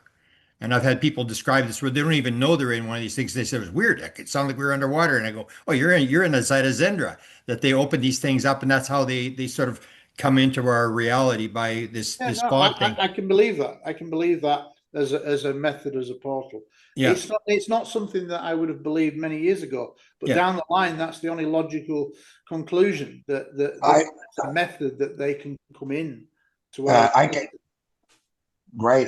Grant with I'm happy after this. We're friends on Facebook. A yeah. few years ago, I was in Rendlesham. As you know, the phenomena is there is a Still phenomena there, there all the time. the But present. I was with these two fellas from Canada, one with more money than he probably needed, and they wanted to interview. And I was with Chris Rosings, by the way, and the late fella that passed away. They all pass away nowadays. I forget his name. Anyway, a local guy. And we went down the forest, and this guy was very new agey. And I've had numerous bizarre things in that forest, in the last years, because I've been there many times with other people, by the way. And so we're going through the woods, and the guy goes, "Let's all have positive thoughts and all." And I go, "Fella, you're going to see stuff you're not going to like." I felt it anyway. I've had this stuff in my life. I don't care what people think. You're only allowed one. And I will send you some photos and describe them because I had my crappy phone, which is here, and Yeah. I just took pictures. I felt something was near me. There's a beam, which I think was once you break that, they know you're coming. Okay. We saw a window open up, a thing in the trees. I will send them. They're totally Wow. beings in the. I have them all. We'll give them the UFO people, and but I'm happy to send them to you. Sure. Describe Yeah. them, and I was well. Those guys, their new age views of love and light went out the window. They couldn't wait. They couldn't wait to get the heck out of the place, and that happened. But John and Burroughs and me had a strange thing some years ago, and we went walking around. We had quite a pleasant hang, and there's machinery sounds. It is a very bizarre window area. So I'm with you 100%. Yeah. And yes, the underwater uh, kind of cotton in your ears pressure change thing is very noticeable. It was the night I just described too. Yeah. Well said. Yeah, Let and at that time, nobody was talking about that kind of stuff. I mean, because I was involved at that time, and it was very simple ufology. There was none of this weird. The other thing that I noticed in the trailer is the stuff dripping from the orb. Did that happen, or is that just a recreation type thing? The molten metal was appearing to drip off. Nothing was ever recovered. It appeared like molten metal dripping off. Yeah. that's in Halt's account near the farmer's house. I did the thing I described, the red ball, which just did a swoop. There was Okay. nothing like that came off of Okay. it. I recall. Yeah. No. See, There's a lot of things that happened. yeah, the Like, dripping metal is another thing that is very recent. That people yeah, think it happened all the time. It's always happened. No, no. This is something that you guys started back in 1980. And what was the other thing? There was another thing I want to ask you about. Um, what time in the morning did this thing happen? When your event happened? Because I heard that the head guy was in a party or something like that. But I mean, who's in a party at what 2, 3 o'clock in the morning whenever this thing happened? What time was it? That would have been the maybe the first. It was Christmas. My Yeah, shift was 11 to 7 a.m. or 6. So it was the swings and mids. We were new guys, so we got the dirty deals, yeah. And my PRP to work around, the base and all came through on the 15th of December because I stole my records. I have all that. And so I was on my post, which is a remote post called Perimeter 18 at the end of the Bentwaters runway, where the plant aircraft would come in to land. Uh, and I was there. The fences were quite low then. There's some deer activity, which they had problems with. The fences were very low compared to what you'd see later when what's his name, Reagan came on board. Yeah. So this is Jimmy Carter is still president. That's how long ago it is, kids. And I felt weird that night. And then they started to talk from the Speak Ads Tower, which is in the WSA, the 80-foot tall tower, that those lights are back. Now, mind you, this is not the first night. I was off duty. I didn't know that. My shift had come in and was blended now with C and D flights.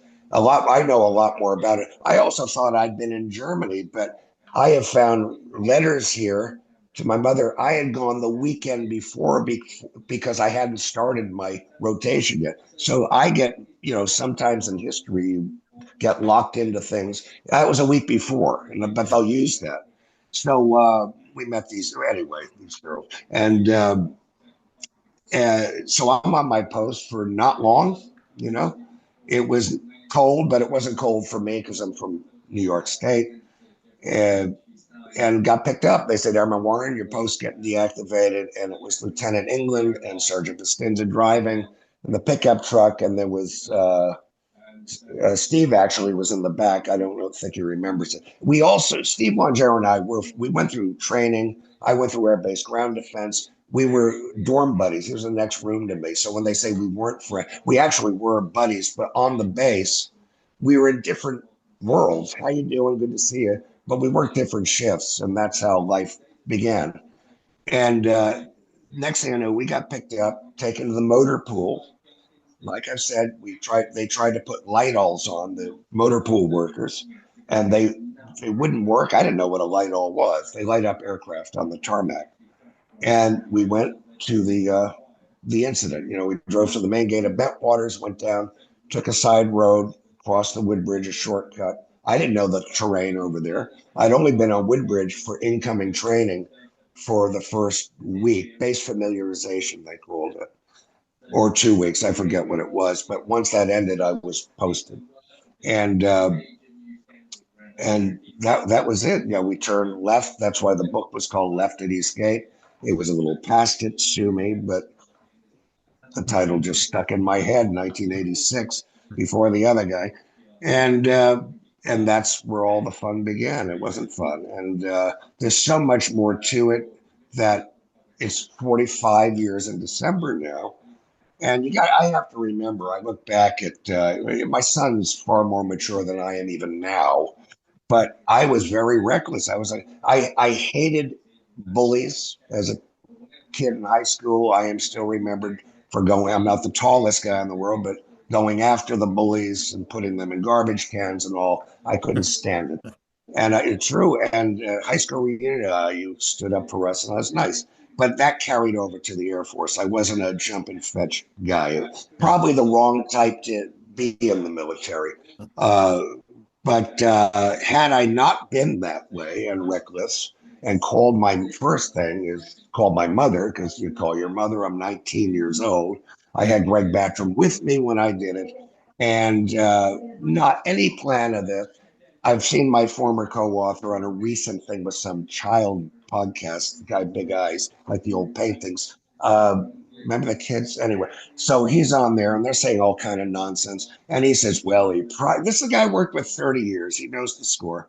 He probably got all this from his roommate, Sergeant Bastinza. Well, Sergeant Bastinza lived in a whole other barracks, a dorm, we called him, was never my roommate. None of that. We talked about this where we could in March of 1981, when we felt we could, because his girlfriend, Cindy Schultz, a lady he knew, I don't know if she's married right now, put the note under my door. Georgina Bernay, I gave it the original to her. Busty needs to talk to you. And that's where we go. We talked. He threw his roommate out of the room, and we the lies in this is stunning with people. And we said we've got to go to all the newspapers. You know, we're really furious. Then I told Steve Long, the Plume, who I'd been in a few not basic security police academy with, and Camp Bullets. He was a different rotation. And then we hooked up, and he was from Massachusetts, and that's where we met. And we got talking, and somehow this came up. He was down the end of my hall, sunny day, remember it, and scared the living hell out of him because he said, you wouldn't believe this happened to me a few weeks after or a week after, whatever. And all them came out. It was dreadful what happened to us and how the chain of command let us burn. I mean, a lot of us. And we were very young and easily manipulated. But I was pretty pissed off. I was like pissed off at the Air Force. I was looking at the command. I had a very good friend, believe it or not, that was an A-10 pilot.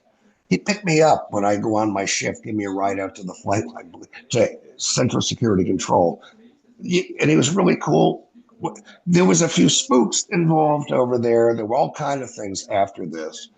And we're young kids. We're thrown to the wolves.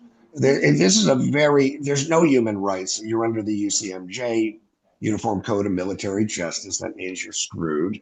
But I had that dynamic in me that still exists, a little slower. But I detest bullies. I detest people that lie for self gain. I sure haven't gained much. Uh, and I just hate, like when we're on the Australians hit job the other night. Yeah. He started ganging up on my service brother, Steve, who's Longero, who was a retired police officer, security specialist in Vegas for celebrities. Very easygoing, great guy. Same guy. Gary put us back together at a conference, and it was after 35 years, it was like no time passed. It was, Wow. I go, get that Domino's pizza, brother. And he goes, hey, Larry. It was no time.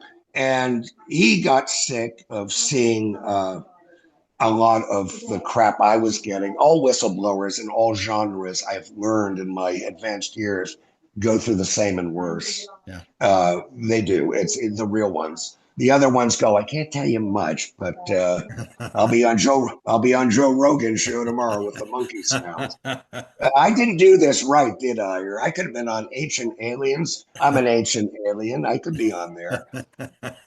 But yeah, I remember everything. There's, like I said, the Germany thing. That a week before what I was married to in my book. And once I get a thing stuck in my head, not always right, of course, but my recall is 100% as good as it can be after 45 years Wow. on those events. And how could it not be? But the CNN thing that Gary brought up with Chuck DeCaro, filmed in 84, aired February 85, the highest rated CNN special assignment to that date. Is that right? Of course, CNN was only 5 years old then, believe it or not. And every one of those witnesses, as Chuck DeCaro said, when we told them what I sent CNN to these guys in the thing, by the way. I wasn't just randomly interviewed. I was the kind of advisor on it because there was no one else to go to. Yeah. None of those men have spoken publicly ever since. I know who they are: Ray Gulius, Mike Verano, who verifies the film being given to the aircraft. Where's it going? Gordon Williams said Germany. We have an actual motion picture of the UFO. It's all on the program. Wow. Other people, Master Sergeant Gulius, great guy, said, we saw vehicles containing other people or another life form. It's on CNN, and yet I'm the only guy.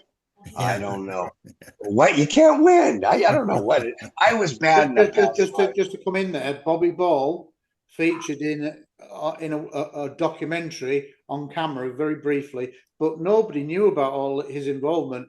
And he's a great guy, never gone really public. If he's still out there, come forward. If he's still alive, come forward, because he knows a lot more about the incidents, and I think he was involved in several. He was certainly involved with Bonnie Tamplin. He was certainly involved in at least two or three of In the mine, he was. He yeah got the yeah guy. Yeah, he uh, was. He was a great guy. yeah, and Ray Gullias, who you just mentioned, he again featured in a documentary on camera. So his face did eventually come out, but he's only ever appeared once, Yeah, and it was literally for 30 seconds. And they're Ted, very smart. yeah. So yeah, um, It's other the witnesses don't really get a look into Rendlesham. And what I was going to say was that um, there are still things happening now in the forest. The first day we did filming in the forest, we went out to Capel Green, which is this farmer's field. It looks a lot different than what it was then, but it's still essentially the same tabletop, as it were. And the farmhouse is still there. The burn of trees, the finger of trees is still there. The position of where Larry had said the craft was on the ground. So we go there. Now, all the film crew had charged up all their big batteries for the big cameras. yeah, We were there 10 minutes and they said all the batteries have failed. yeah, So there's still an EM effect there. And then that's because I've not seen the documentary. I don't want to say too much, but I interviewed a guy for the documentary, and I know he features in it, but I don't think his name has really been released yet. So I'm not going to release it, but yet, because I still hope to see the film at some point. But he had been with his wife, had been doing randomly, unknown to anybody, doing background radiation checks. He was a scientist himself, and he was going down. He was just fascinated by the stories, and he was doing lots of background radiation readings. Well, what I will say is that I don't know how it features in the film. Larry can come and cover it, but significantly, he came across isotopic ratios using several pieces of equipment that were like in a triangular formation within 20 feet of where Larry said the craft was. 6, 7 feet underground, unknown isotopic ratios peaking in only that spot in the entire forest. And he'd been doing this background radiation with his wife for about 2 years before he even got involved in the documentary. So he got an absolute wealth of data, but he found that there was like a triangular formation literally within feet of where Larry had said the craft was. Yeah, that is Scientific evidence, anomalous scientific evidence. well, he's an accredited scientist. Tim is his name, Yeah. and his work is indeed in the film. Too much of it because it's just there's too much of some things in the film. It's true in any film. But actually, where we marked that first day, I've always, when I went there with Robbins in '88, I took him back, and I'd You never had an been out. experience there, didn't you? Well, oh, that was up near Bentwaters. Yeah, he saw it. He didn't talk to me for a year. This is true. That's in the book, the true book. And we got out, and remember when we marked where I said ground zero was with that white cone thing Yeah. years ago? Me Well, and him are in the field because I'm going yeah, to interview him in the field. yeah. So I spent a lot of time with him whilst the film crew were getting ready and plotting up. Tim's work, and I don't understand all that scientific stuff, actually located, if you're into science, and I'm not, but it's exactly what you said. But this shouldn't be strange to anyone because if you look back, Robbins actually took soil samples in the 80s Yeah. twice, and 1990 also. And we had a guy uh, named Matthew who worked for Springborn Environmental Labs in Boston, Mass. And they found all kinds of anomalies that if soil turns to glass. Of course, the UFO gang ignored all that. It's too. But then this Tim Atchison, modern days, triangulated exactly this anomaly, which is quite stunning, to exactly where I said. I mean, right there. And it's all in the film. That's in the film. I pray to God it's a disservice for everyone like Gary, everyone that worked on this. And it has been seen by people, and they're blown away. I was at the first showing of it.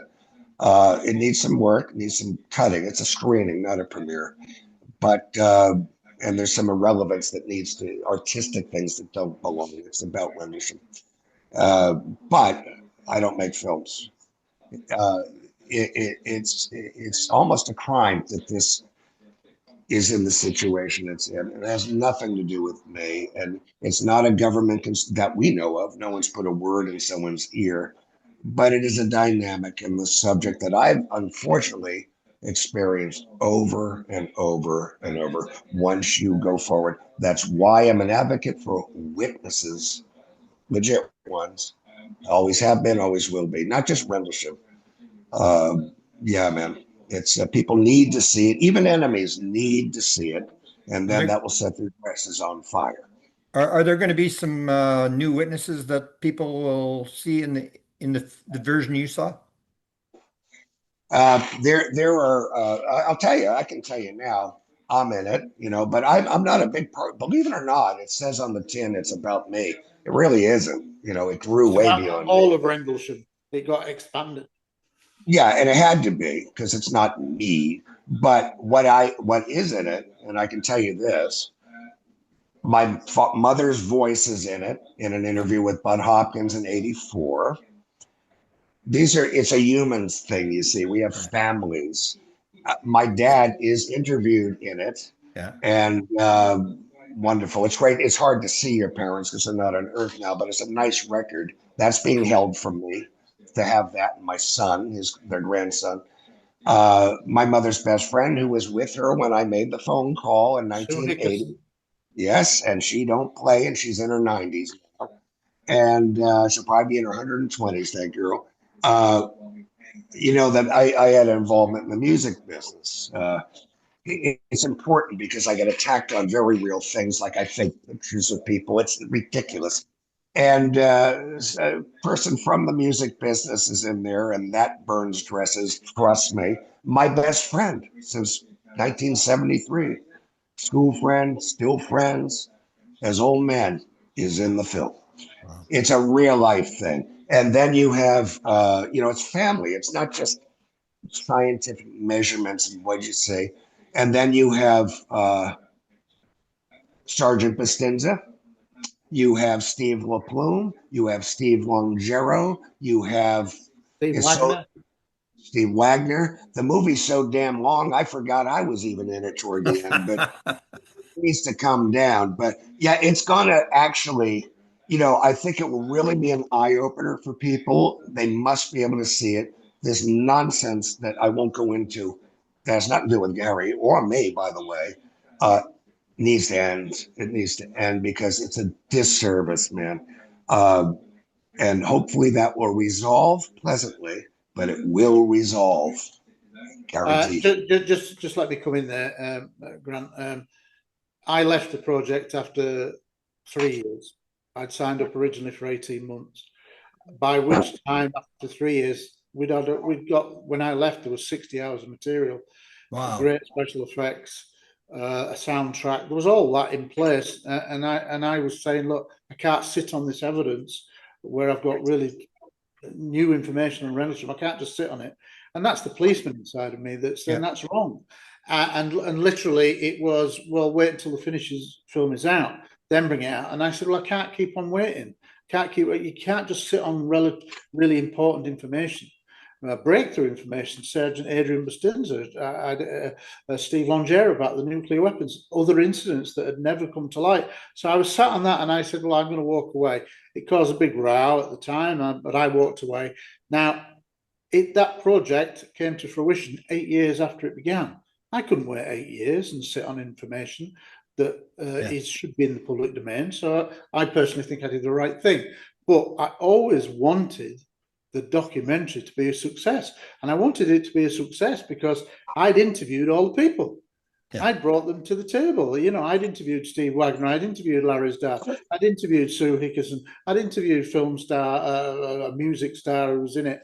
I'd interviewed lots of military witnesses, and then I'm the first person ever to interview on camera Sergeant Adrian Bustinza, because he hates all the stuff around. He doesn't like all the bickering and infighting.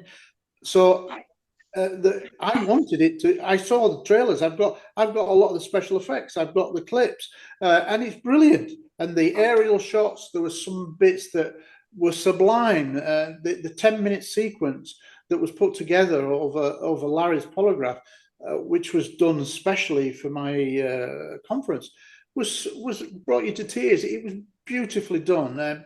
Brilliant soundtrack. So for me, I want it to come out because the world deserves to see it, because if it was done properly, and I suspect it would probably need some editing, as far as I understand, it was two-hour presentations. It was a 4-hour film, in effect, and I think it had 4 cinema showings, two in Cambridgeshire and then 2 in Australia, where because Dion's in Australia. Beyond that, it's not happened. There may be. I hope there'll be other cinema listings, but at the moment we're in a bit of a quandary, it would seem. But I desperately wanted to come out because those people deserve to have their story told in a way that they've never been able to before. You know, there were some absolutely brilliant, groundbreaking interviews. The special effects, the music, the aerial shots. It was a consummate, looked brilliant. It was going to be cinematic, and in of itself, on any one case, it should be the best documentary on any one case ever filmed, based on what I know. Now, as far as I'm aware, it's gone on for another 5 years. There's lots of stuff that shouldn't be in there, maybe, that I wouldn't say was on there. I was the lead investigator. I then pulled away. So I've not had any kind of steering on the editing or whatever, or what's gone in it. Suffice to say that the 3 years that I saw, it would have been, in essence, the best documentary ever on a particular case ever made. It was brilliant. And I've still got a lot of that material, but I'm not an editor. And I don't have the permission to use that material. So I sincerely hope that the documentary comes out, because people would be really impressed with the way it was put together.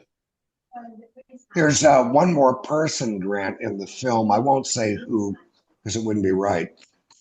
But what that person says, and that interview is too long, but what that person says absolutely takes the legs out of a certain person, Colonel, it's in their own words. So there's a lot there. It needs to come out because, you know, it's a disservice. You know, we're in this to be of service, really, I believe.